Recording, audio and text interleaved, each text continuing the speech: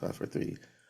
OMG, people, we have a awesome show tonight. Well, yeah, tonight. I have Dr. Stephanie all the way over across the water in was it canals over in the Netherlands to talk about this topic that I've been wanting to talk about for some time, narcissism. OMG. I'm so excited, guys. You just have to understand that it's one of those topics where people are like, well, it's no big deal.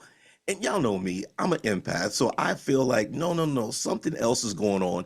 So I had to scour the internet, the globe to find one of the top knowledge resources on the topic, Dr. Stephanie. And I want to get her background, her intro, so you guys know who she is and what you do.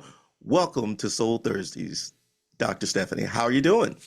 Hi, Calvin. I'm doing fine. Thank you for having me. I'm very excited to be here. Yeah, yes. Well, thank you for being here. So, tell us a little bit about yourself, right? You're over in the Netherlands. You study and work with clients on narcissism and other topics. Tell us about who you are and what you do.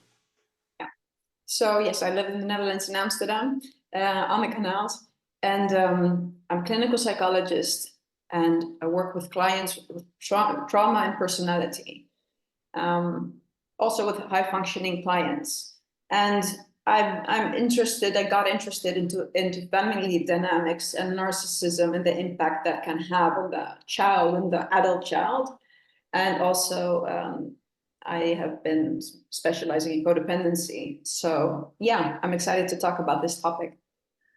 Awesome, awesome. And you said a few terms that, I kind of stumbled upon codependency.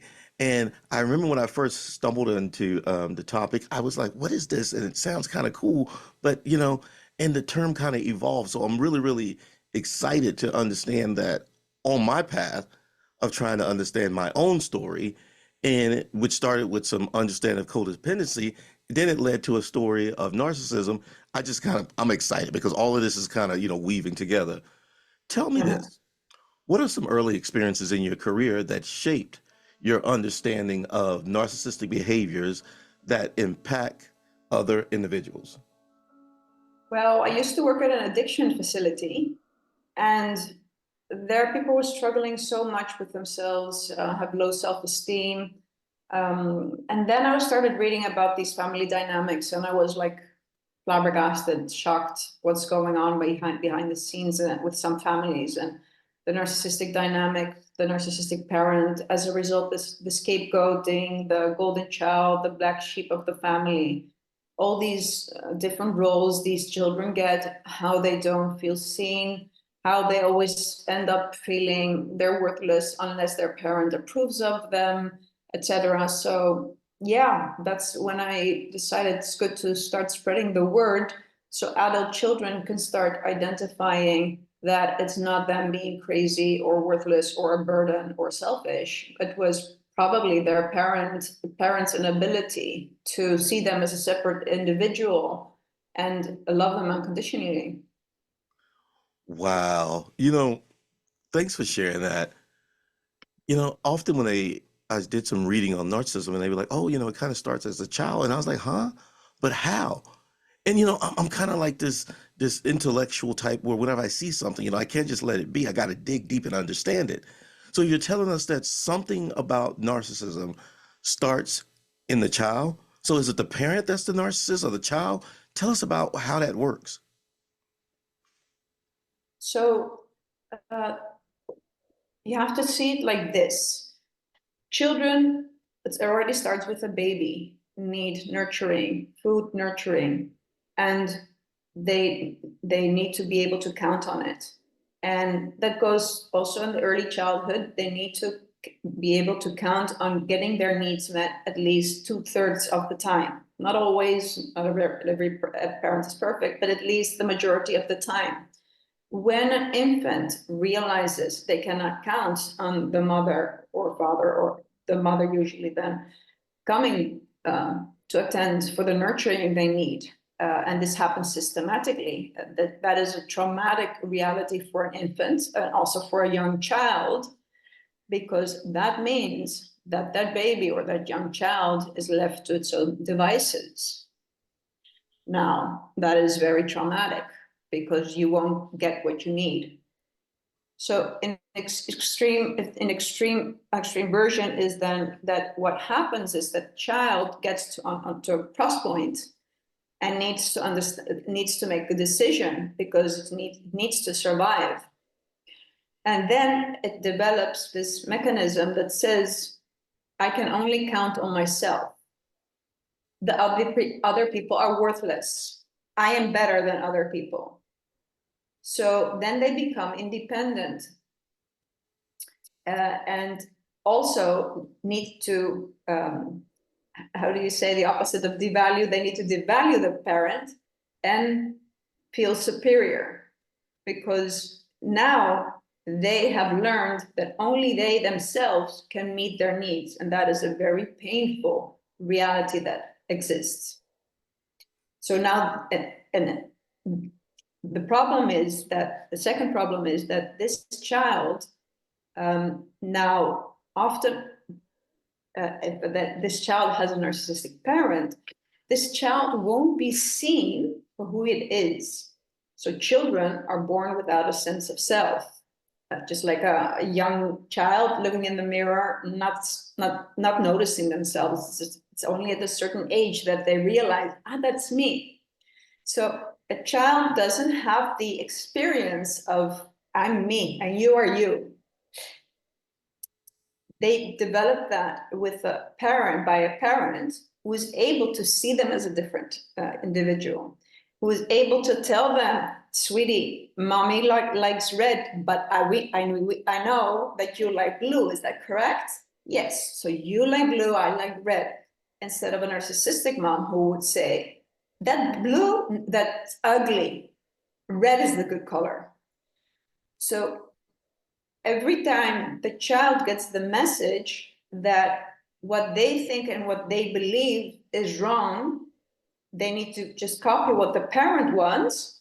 They don't get to develop literally the sense that they have an own agent. So now these people grow up, and narcissist doesn't have a real self and also needs to feel superior, right? Because they learn that they cannot trust other people. So there is an empty core, basically, and a false sense of self that is superior to other people. It's a kind of a fantasy they're living in. That's why they always need to be right, etc. So, and unconsciously, they believe this. So in their experience, they are superior. They know it all. But of course, they're very fragile because as soon as you will criticize them, as soon as, anything, it might fall apart. So that's why in extreme cases, narcissistic abuse can happen. That makes sense. Awesome. I love that illustration. It's quite vivid, and it allows me to see this whole spectrum of narcissism that I've always felt like people are like, oh, no, no, there's only NPD, the psychological diagnosis. I'm like, no, no, no, there's something else going on. So I started reading these books. One book that I really love is The Narcissistic Epidemic. The other book was Disarming the Narcissist. And I began to see, wait, there's so many dynamics that's going on. But I love the illustration that you give because often I felt like, if I look at these people and I'm like, you know how we do these days. You're like, I think that person's narcissistic. Mm-hmm. In my being, I feel like, wait a minute, I think that person is an empty shell. I feel like they are without a soul, like they're soulless. And it's not trying to be mean, but it's like, if you ever see something that seems like it doesn't have a soul, it just makes you want to stare and like, hey, what's going on? But, I love the illustration that you give about the baby, and the baby is just trying to survive like anybody else. Mm-hmm. And if they don't get their own identity, such as your color is blue, and they're being told, no, the color is red, then all of a sudden they don't know who they are. But you're saying as a being, we need to feel like we have some control of our life and our destiny. So we started this illustration. So I'm sorry, I'm geeking out and I love, love, love what you're saying. Yeah. Tell me this. As stated, narcissism can easily be misunderstood, by the public. And, they call everybody narcissistic today.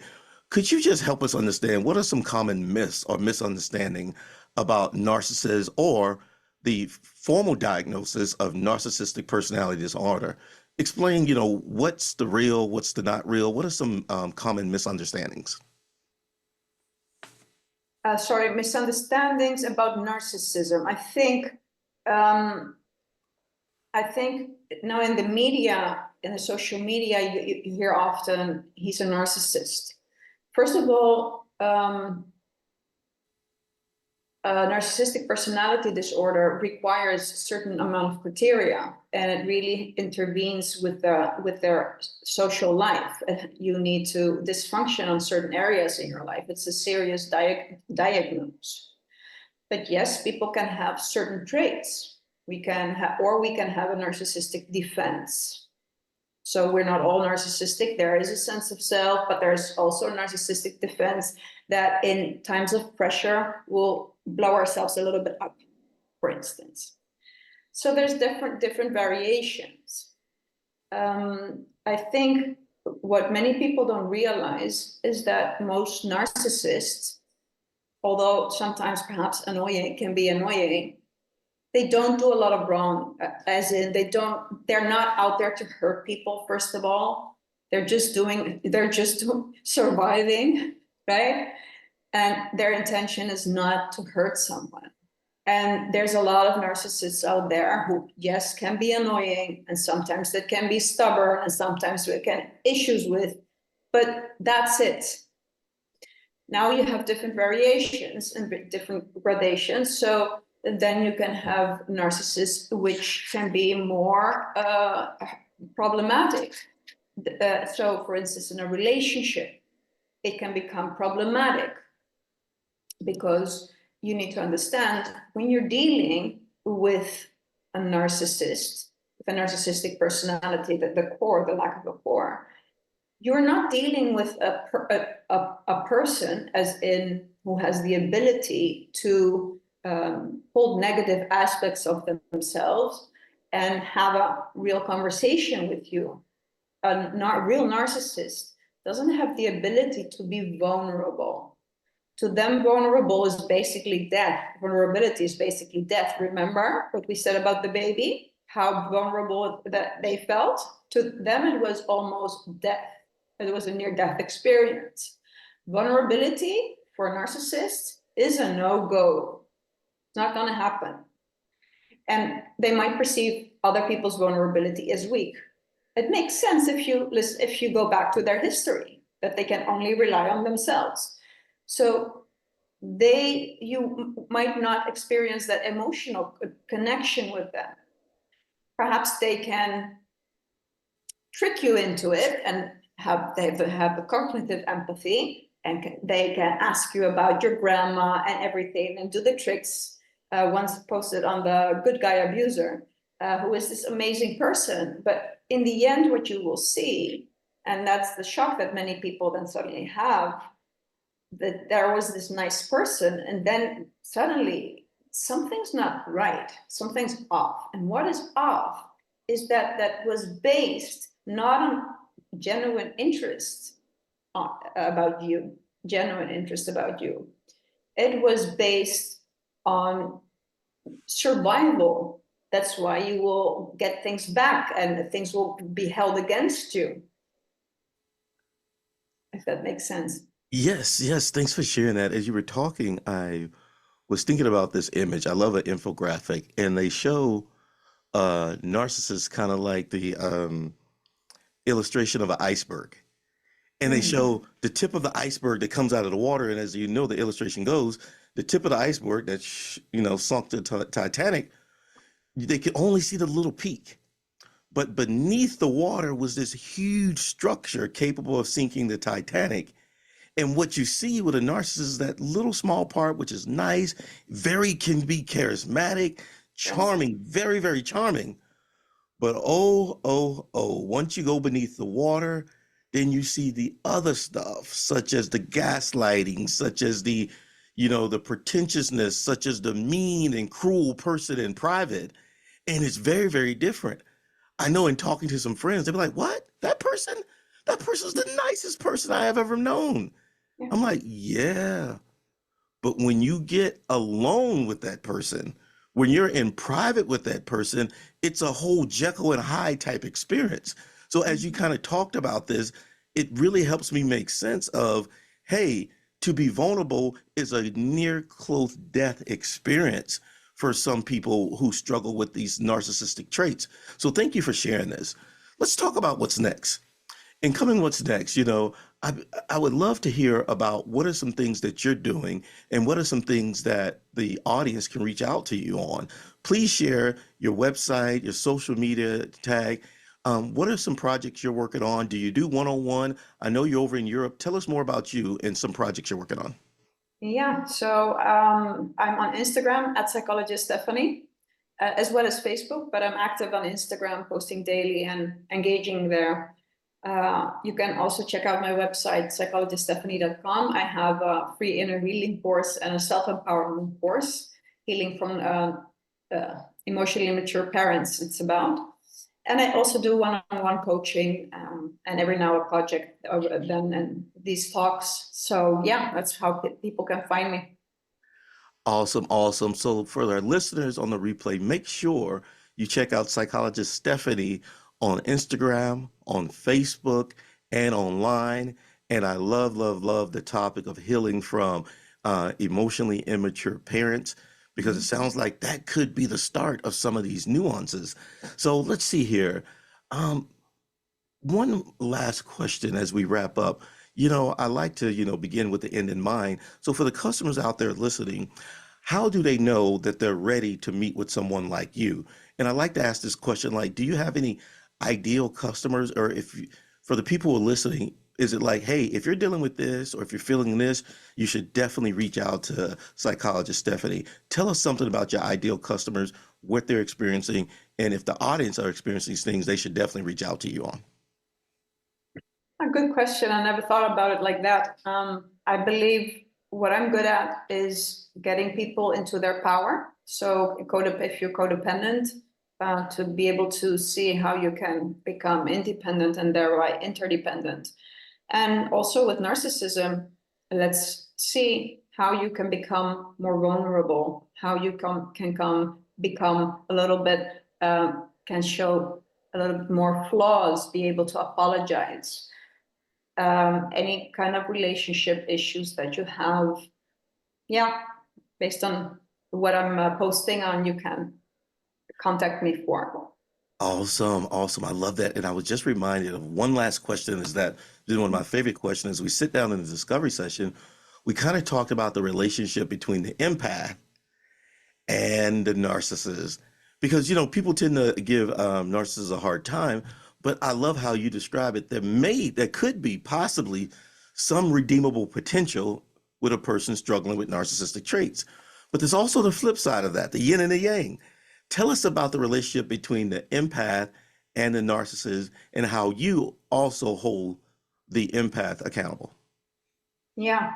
So the basic description of an empath is someone who has the ability more than others to tune into other people's needs and feels the need to help them, which is great. It's a great trait. Now, sometimes it becomes self-sacrificing. That's something else. Then they push it. That is a manipulative tactic, basically, because you're sacrificing something of yourself to get something in return. That's the way it goes. We're human beings, unconsciously.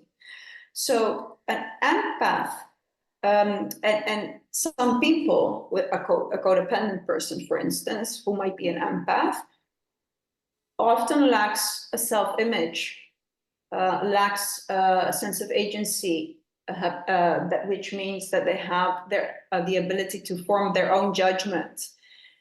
They lack autonomy, the sense that they are the authors of their lives. Then they can trust the choices they make. So now, if you lack these abilities, you will try to get them somewhere else, right? Because we need to function. And on the other side, the narcissist has all these things, these qualities, but misses the admiration. So now you have this great transaction, right? Between the empath or the codependent and the narcissist. So as long the narcissists get the admiration, so they can function because that's their fuel, right? For their false sense of self, they need to know that they're the best. So they need the adoration. And then the codependent or empath thinks, okay, no problem, I'll give you your admiration. And then in return, the narcissist love bombs them, right? So they get a self-image. The narcissist often is not always, but can be the dominant person making the decisions, right? Problem solved. I don't need to make decisions because I don't know how to. Okay, and so we're gonna go to this direction. Autonomy problem solved. So that's why trauma bonding can happen so easily, and it's so hard to leave an abusive relationship. That makes sense.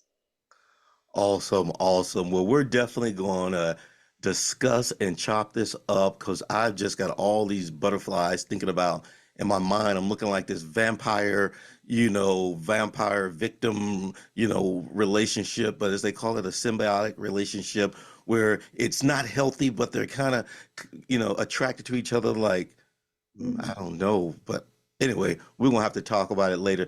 Thank you thank you, Dr. Stephanie, for hanging out with us at Soul Thursdays. We're looking forward to connecting